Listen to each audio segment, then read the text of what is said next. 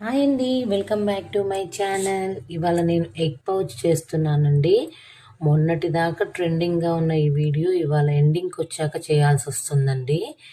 మీకు కూడా ఒకసారి చూపిద్దామని చేస్తున్నానండి. ఎగ్స్ 2 తీసుకొని బాగా బీట్ చేసుకోవాలండి. బీట్ చేసేటప్పుడే కారం ఉప్పు కూడా తగినంత వేసుకోవాలండి. నార్మల్గా మనం ఆమ్లెట్లో వేసుకుంటే మంచిగా కలవదండి. ఇలా మిక్స్ చేసుకుంటేనే బాగా కలుస్తుందండి. ఫ్లఫీగా కూడా వస్తుందండి అలా బీట్ చేయడం వల్ల. తర్వాత స్టవ్ మీద కళాయి పెట్టి ఒక 2 స్పూన్స్ ఆయిల్ వేసుకున్నానండి.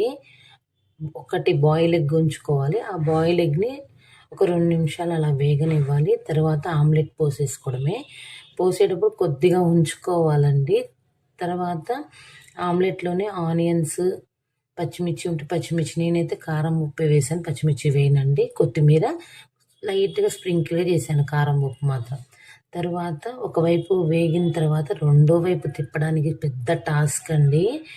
కానీ ఎలాగో అలాగ ట్రై చేసి ఫ్లిప్ చేసేసామండి. కారము ఉప్పు కొంచెం పైన మళ్ళీ స్ప్రింకిల్ చేసేసి కొంచెం కొత్తిమీర కూడా వేసేసామండి. అంతేనండి.